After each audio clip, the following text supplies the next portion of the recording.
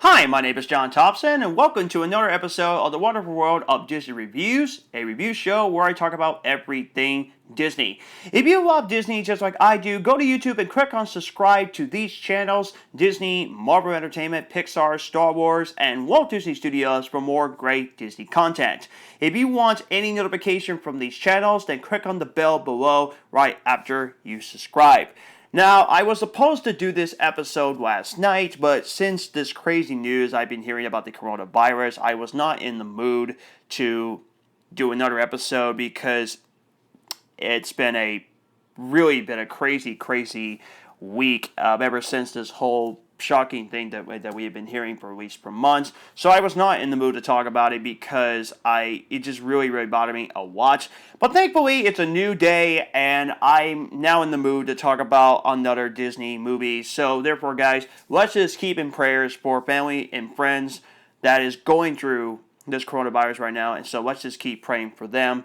So God bless you all, and thank you so much for joining me so we can get on a happy start. Alright, so let's talk about our next movie that came from Disney, and this is actually created by Pixar Animation, and this movie came out recently, and the movie I'm going to talk about today is Onward. And this movie tells the story of two teenage elf brothers, Ian and Barley Whitefoot, who go on a journey to discover if there is still a little magic left out there in order to spend one last day with their father who died when they were too young to remember him.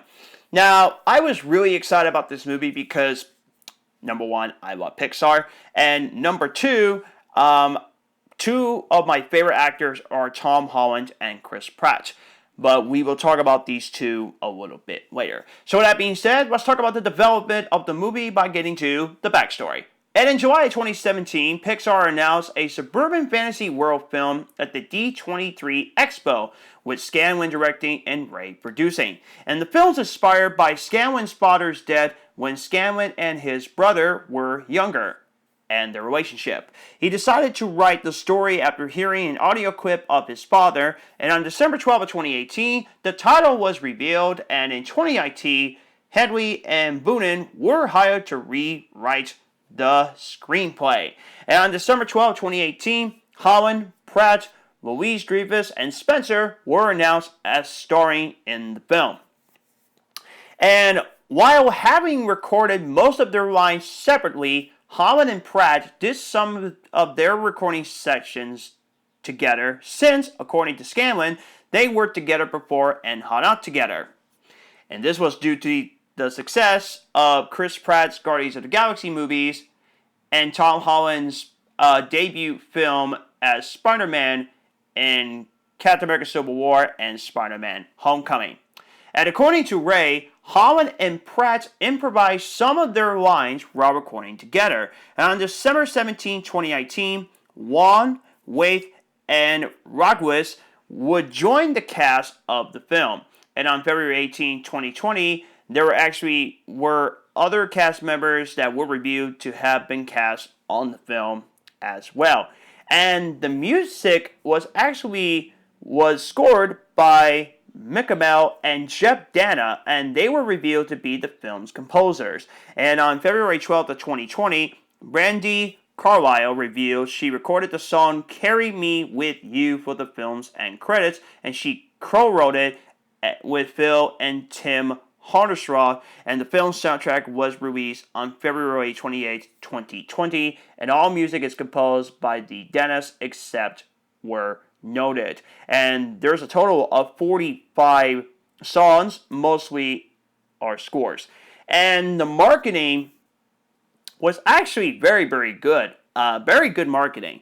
On May 29th of 2019, two stills from the film featuring Barley, Ian, and their mother were revealed. And the following day, the film's teaser poster was released, and the teaser trailer debuted during ABC's broadcast of the 2019 NBA Finals. And the trailer was also shown with Toy Story 4 and Spider-Man Far From Home. That pretty much shows you that when you have these two movies that came out in 2019, that pretty much shows you that it was a pretty humongous year for Disney, that is for sure. And the official trailer was released on October 10, 2019, which I loved.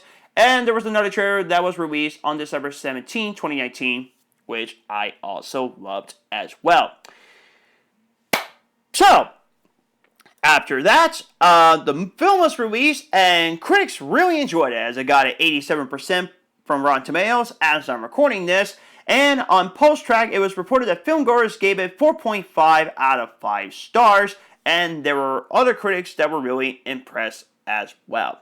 So with that being said, I know a lot of you guys are going to be wondering what I thought of the film, so let's talk about it. So let's talk about the best. And easily the best part of Onward is the animation. Once again, it is absolutely top-notch, phenomenal. Pixar did a fantastic job with the animation. I love the backgrounds, the character design. It also is beautiful. Love it.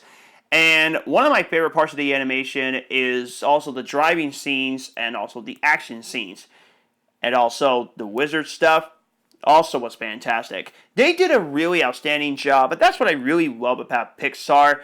Even if you don't love every single Pixar film, you can't deny that the animation is absolutely going to be fantastic, and this film is absolutely no exception. And another thing I love about the animation is it definitely looks like you're in a urban fantasy world, and that is proven with the backgrounds. It is just a beautiful looking movie. I was so impressed with the fantasy world design. It is just beautifully computer animated. And the movie itself, I absolutely loved it. This movie was funny. It also was action-packed. I loved the story. I thought the writing was really terrific. I love the idea of these two brothers only have 24 hours left to spend at least one day with their father. What they have to do is they have to use their wizard power to get their father back, which I thought the concept was absolutely brilliant. My buddy and I, we actually went to see this movie, and we just loved the whole premise, and we pretty much bought the whole thing. And I was pretty much smiling throughout the entire movie, especially with the storytelling. I was thinking, oh my goodness, this is absolutely just fantastic. They did an outstanding job, so I just loved the whole thing. I thought they did a terrific job with the storytelling and with the animation. And also, the characters are also just absolutely fascinating. I'll get to the two lead stars in just a moment, but let's talk about Julia Louis-Dreyfus, who plays as Laurel Lightfoot, the widow mother of Ian and Barley. She was really funny and also was very, very terrific. I really enjoyed her performance a lot. I know she doesn't appear like a lot of times on screen, but she was just absolutely fantastic. So I really enjoy her every moment of it. And there's actually another character that I also really love, and he is absolutely hilarious. It's Mel Rodriguez as Colt Bronco, a Centaur police officer and Laurel's new boyfriend. Oh my goodness. He was absolutely hilarious. I just enjoyed him on screen a lot. Definitely complete opposite of him, and also Laurel Lightfoot. She's rooting for the boys to have a wonderful reunion with their father, while he, on the other hand, decided to go after the boys and arrest them. Yeah, they're two completely different people. You be the judge who you root for. Are you going to root for the police officer, or are you going to root for the mother? You be the judge of that. But it's really enjoyable, and I just love every moment of it. I really love that. Another character I really love is Octavia Spencer, who plays as Corey, a Medicore restaurant owner who Ian and Barley go to for help on their quest. Really love her as well. Very funny. And there actually is one joke that I really enjoyed in this movie as well. I mean, she kept saying that she's not really that furious of a Metacore, but then once she kept on getting more and more angry, it just keeps getting more and more hilarious. So that's when you know she means business. So don't ever try to mess with her. That would not be a great idea. And then there are other characters that I also really, really love. Other supporting characters I just really enjoy a lot. And that made me very, very happy that these supporting characters were very, very likable. But of course, let's talk about the stars of the show, Tom Holland and Chris Pratt, who plays as Ian and Barley Lightfoot, respectively. First up, I'm going to give a huge shout out to my girlfriend. She loves Chris Pratt. That's one of her favorite actors of all time. And she's seen all the Guardians of the Galaxy movies, so she absolutely loves him. And she loves him in other films as well. He was absolutely hilarious. He was absolutely fantastic in this film. And it did not surprise me that Chris Pratt was so likable, that he was so hilarious in this movie. In fact, when it comes to very, very likable characters that just makes me laugh, any character that Chris Pratt plays, you're going to say that he is hilarious. And I thought he was absolutely fantastic, so he was absolutely terrific in this movie. And then you get to Tom Holland, who plays as Ian Lightfoot. He was very, very, very good. Love him in this movie, just wonderful. A very emotional performance because you can tell that he absolutely loves his dad. Like, he really wanted to meet his dad so he can, like, really love him. He wanted to reunite with him because he really did thought that he passed away. And then when he heard that you could bring your father back to life by using your wizard powers, that just makes it even more brilliant. So I got to give credit to the people that wrote the screenplay for Onward. One of my favorite scenes in the movie, which is by far the most hilarious. There is this great scene where Barley Lightfoot shrunk into a mini brother. And there was this great scene where he actually was inside his brother's middle shirt pocket. And he told his little brother Ian, "I gotta go to the bathroom." And Ian looked at Barley and said, "Can you hold it?" And Barley said, "Well, it's your own pocket." That just makes it even more hilarious. I just love that joke. I was laughing so hard about that when I heard that. I was thinking, Pixar, that was just absolutely brilliant. You're just absolutely hilarious. And that's just what makes these characters so likable. They did such a great job with these characters. I gotta give props to the celebrities who did this movie. They all gave out terrific performances, and which it does not surprise me because, like I said, Chris Pratt and Tom Holland, they just have wonderful chemistry. One last thing about these two. This might be one of my favorite chemistries in a Pixar movie. There's been plenty of terrific chemistry from Pixar. Of course, you got Woody and Buzz Lightyear. Then you also got Sully and Mike Wazowski from Monsters, Inc. There are a lot of great duo chemistries, and this one definitely is in the top of the list. I just love the chemistry between these guys. And that's what makes Tom Holland and Chris Pratt great casting choices. Because both of them were the MCU, they're both hilarious, and they're both great actors.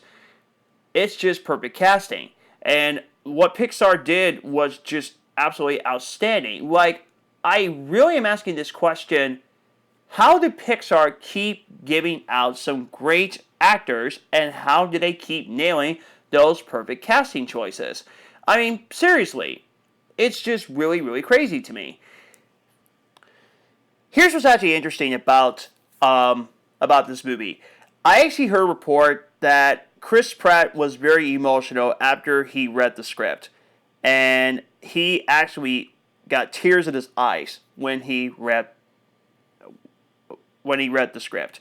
And I would have done the same thing. I would have been very emotional myself because what Pixar does is absolutely wonderful in terms of turning stories into something that's very, very emotional. And that's what really makes Pixar such a masterful class to bring out emotional stories. It's not just Walt Disney Animation Studios that makes great emotional stories. Even Pixar can do exactly the same thing. I mean, let's be honest, I'm pretty sure almost everyone cried when they saw the ending of Toy Story 3 and the ending of Toy Story 4. Which, by the way, I'm thinking about doing some future Pixar films in the future, like talk about more about Pixar movies. I'll get to that another day. But yeah, what Pixar did in terms of its emotions of the storytelling is just really, really terrific. So pretty much, they pretty much nail everything about this movie. They nail pretty much the characters, which I love. Storytelling, I loved it, and I also loved the emotional aspect of the film, which I also loved. And yeah, I just love everything. Characters, animation, plot. It's another great movie from Pixar. Now let's go on to the next one, which is the issues. And as I said before in my Snow White review, there's no issues with the film at all. But I'm going to talk about what kind of issues the audience might have.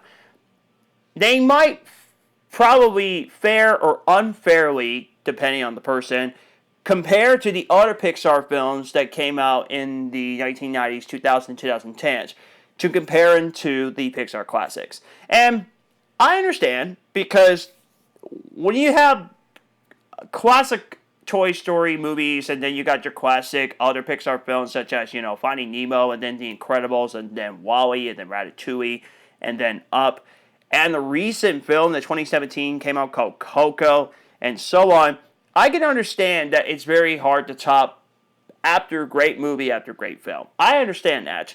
And I'm pretty sure there might be some of you guys, you might do the same thing. You might say that it's not as good as the other Pixar films that they made.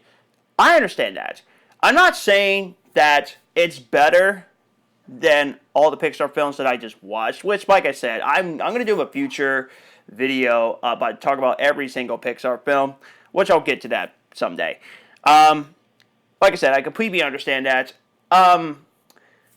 For me, at least, I think it's a little unfair to compare to the Pixar films that actually came out.